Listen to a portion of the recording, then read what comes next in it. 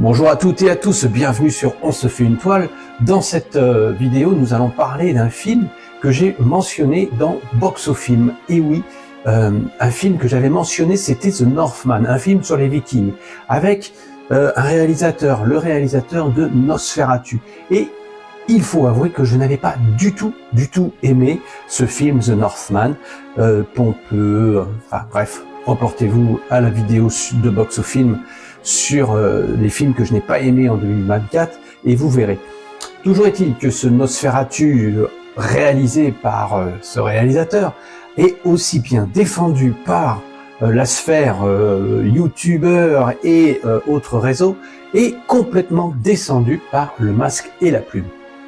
Toujours est-il, pour en revenir à notre sujet du jour, lors de cette vidéo où j'avais mentionné donc The Northman et je l'avais comparé au film de Richard Fleischer, Les Vikings.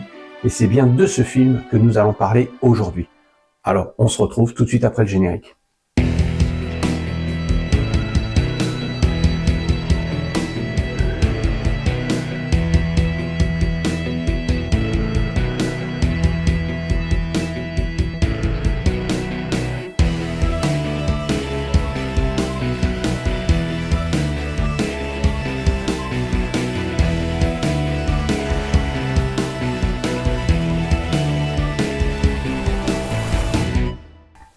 Les Vikings, donc, est un film de 1958, réalisé par Richard Fleischer avec Kirk Douglas, Ernest Borgnine, Tony Curtis et son épouse Janet Clegg. Ils se sont mariés en 1951, elle n'avait que 23 ans. Et pourtant, Tony Curtis était déjà son troisième mari. Elle, par contre, c'était la première des 6 femmes de Tony Curtis. Que de générosité dans tout ça. Mais quand on aime, on ne compte pas. Et l'histoire, me direz-vous, on est au Xe siècle. Les Vikings sèment la terreur sur les côtes anglaises. Ragnar, le chef des Vikings, va tuer le roi, violer sa femme, et celle-ci donnera naissance à un enfant. Eric, lui-même sera capturé plus tard par les Vikings et il sera élevé comme un esclave. Devenu adulte, il va affronter Einar, le fils de Ragnar, le chef du clan, et il va le faire défigurer par son faucon. Quelque temps plus tard, Morgane, la future reine du roi d'Angleterre, est à son tour enlevée par Einar, qui cherche lui à la séduire. Mais cette jeune femme tombe amoureuse d'Eric, le demi-frère donc. Donc dit comme ça, on pourrait croire que c'est un film un peu à l'eau de rose, avec des histoires d'amour qui se croisent, mais pas du tout. On est bien sûr sur un film d'aventure, un film historique et d'action.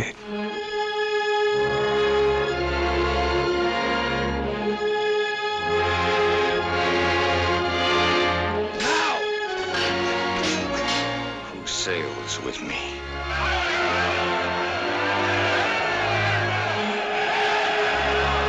En ce qui concerne les critiques, le film est noté 3,9 sur 5 sur le site Allociné. C'est un film ambitieux que je viens de redécouvrir en Blu-ray. Ça a son importance parce que ça rend justice à ces merveilleux paysages, à ces couleurs flamboyantes, notamment pour les tenues de Janet Clegg, mais aussi pour les couleurs du feu, par exemple, dévastateur et rédempteur. Alors, est-ce que c'est vraiment nécessaire de passer sur un Blu-ray des vieux films des années 50, par exemple, comme celui-ci? Eh bien, réellement, oui. Oui, parce que l'image est vraiment au top. Les couleurs sont sublimées, les contrastes aussi. Le seul bémol, bien sûr, c'est pour le son, puisque là, on n'est pas sur du Dolby ou autre. Mais c'est pas grave. L'important, c'est que l'image est restituée avec un soin tout particulier. Je vous rappelle que à mon époque, maintenant je commence à me faire vieux, on pouvait regarder ce genre de film soit sur la dernière séance, soit en VHS, donc avec une perdition quand même de qualité assez importante, parce que dans ce temps-là, les télés n'étaient pas ce qu'elles sont aujourd'hui, c'était assez petit, assez voilà, et la VHS, on sait que voilà, la qualité n'était pas toujours là au fur et à mesure des visionnages. Alors, je vous conseille effectivement de revoir ces grands classiques, ces grands westerns par exemple, en Blu-ray, avec des paysages immenses, du cinémascope, même si ici d'ailleurs le film a été tourné en Norvège, et on en prend plein les yeux. Donc c'est ça qu'on va rechercher dans ce genre de film à l'ancienne, les redécouvrir, on va dire, sur grand écran, avec une qualité d'image exceptionnelle. Pour en revenir à la critique, le film tourné donc en partie en extérieur pour le souci du détail, nous offre des reconstitutions soignées, des combats singuliers, des dracars à l'assaut des mers du Nord, sans oublier bien sûr la romance. C'est un film brut, comme les Vikings d'ailleurs, mais même si l'on y découvre certaines scènes violentes, on n'y voit quasiment jamais de sang. Le seul moment étant celui où Kirk Douglas perd son œil. D'ailleurs, ce film marque lorsqu'on le découvre pour la première fois. Il y a déjà bien des années pour moi, je vous l'avoue. Mais cette scène de faucon, ou alors cette scène aussi où il y a le lancer de hache pour couper les nattes de la pauvre femme infidèle. Cette scène où Tony Curtis est soumis à la marée. En fait, tous ces moments restent imprimés dans notre imaginaire collectif, dans notre mémoire. Et lorsqu'on pense à ce film, eh bien, on pense immédiatement à ces scènes. C'est une production ambitieuse et elle nous offre un spectacle généreux. Pourquoi ce type de film est encore aujourd'hui regardé avec plaisir? Eh bien, parce qu'on se moque pas du spectateur, on se moque pas de nous. C'est une fresque portée par des acteurs qui jouent le jeu, qui se transcendent, pour porter une histoire qui traverse le temps, sans être gavé d'effets spéciaux. C'est un film d'aventure, historique, par excellence, même si certains diront qu'il est désuet. Alors, laissons ces grincheux là où ils sont, et nous, on va profiter du spectacle. Les petits plus, avant de rentrer dans le vif du sujet et d'évoquer les anecdotes sur ce film, on va parler un petit peu de Kirk Douglas et de cette époque, plus précisément, puisqu'il est ici, il est coproducteur avec sa nouvelle société Brina, société du nom de sa mère. Il vient d'enchaîner Règlement de compte à Hockey Choral, puis il a coproduit Les Sentiers de la Gloire, première production donc. Ensuite viendra ce film et après, on le verra dans Le Dernier Train de Guenilles et pour finir, bien sûr, Spartacus. Il faut savoir qu'à cette époque, Kirk Douglas est obligé d'enchaîner les tournages car il est quasiment ruiné à cause de son comptable, à cause d'une personne qu'il considérait comme un ami, son ami le plus proche, Sam Norton, et celui-ci s'est joué de la confiance de Kirk Douglas. C'est Anne, l'épouse de Kurt, qui a mandaté un cabinet d'experts comptables afin de contrôler les finances de son mari.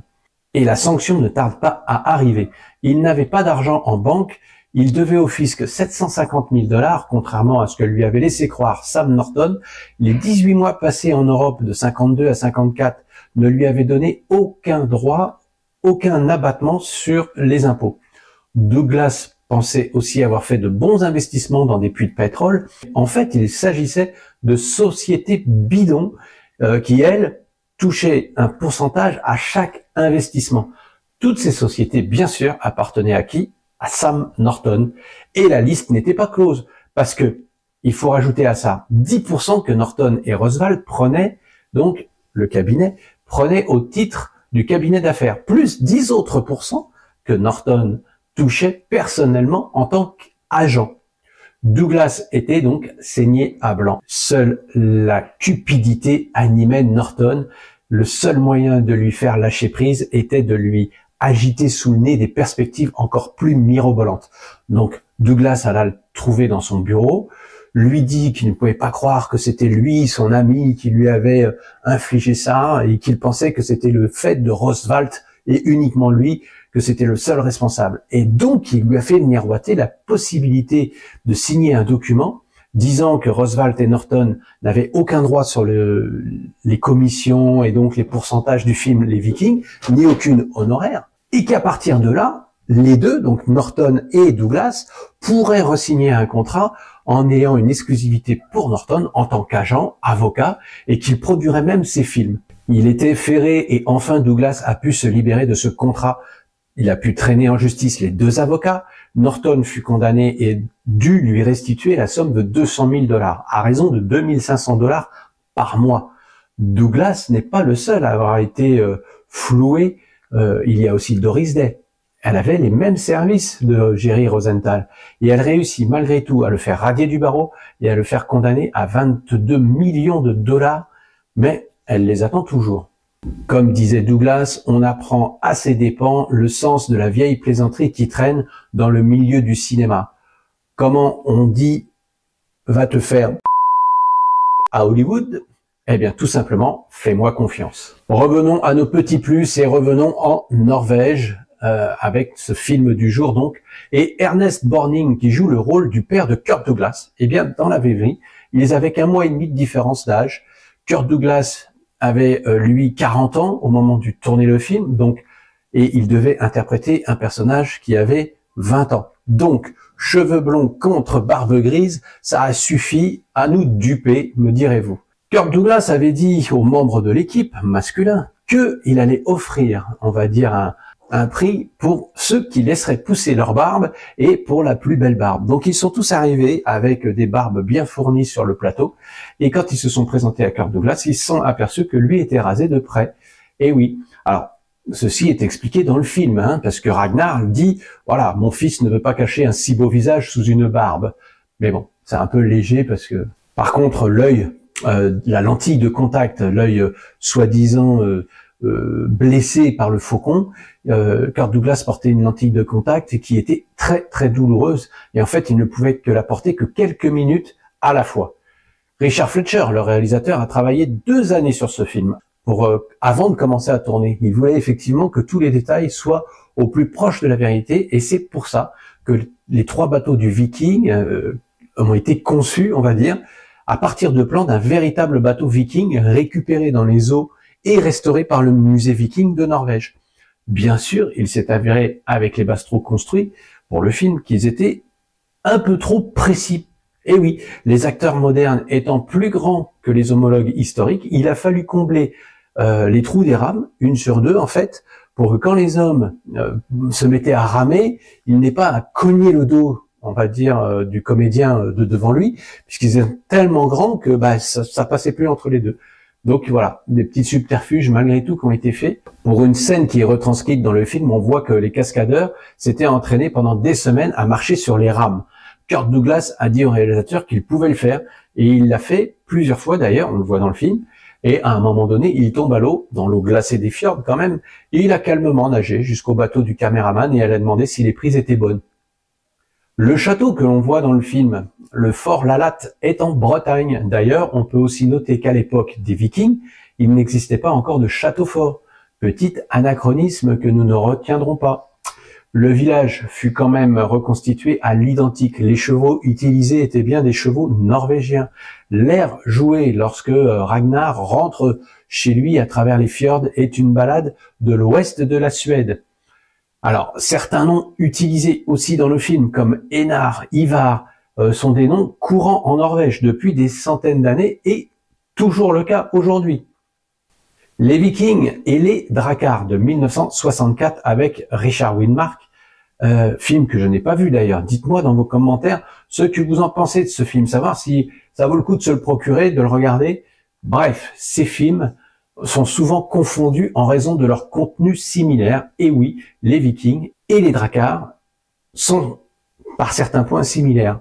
Et il existe bien un lien en la personne de Jacques Cardiff, lauréat d'un Oscar pour l'ensemble de sa carrière, puisqu'il a réalisé les Drakkar et il était le directeur de la photo sur les Vikings. C'est un gros risque financier pour Kirk Douglas. Le budget confortable de 3 millions de dollars est rapidement dépassé et Douglas engage tous ses biens pour obtenir 1 million supplémentaire. Si ce film ne marche pas, il est sur la paille. Il est terminé, fini, out. Le film coûtera la bagatelle de 5 millions quand même à produire. Mais il sera une belle réussite au box-office où il rapporte un peu plus 6 millions de dollars net, ce qui rembourse presque le coût total du film, incluant les promotions et autres marketing. Mais il est encore nécessaire de rencontrer le succès à l'étranger pour pouvoir rentabiliser le film. Et enfin, en Angleterre, c'est la 3e recette de l'année. En Italie, c'est la 5e.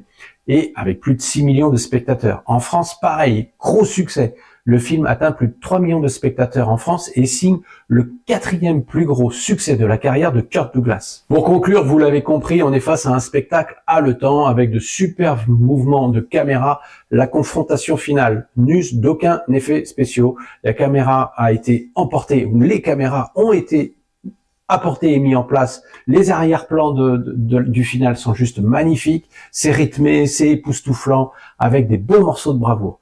Douglas, ayant le mauvais rôle dans le film, reste malgré tout l'atout majeur. Tony Curtis, face à lui, il fait un peu pâle figure, il faut quand même le dire. Il n'a pas encore toute cette ampleur qu'il aura sous la caméra d'ailleurs de Fletcher dans le film L'étrangleur de Boston. Excellent film que je vous engage à regarder aussi, peut-être qu'on en parlera sur cette chaîne.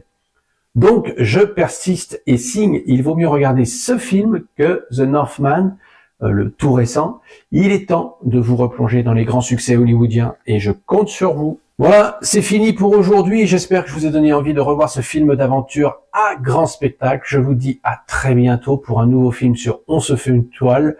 N'oubliez pas de liker, de partager, de me laisser un petit commentaire. Bref, de participer à la chaîne. À très bientôt. Ciao, ciao et portez-vous bien.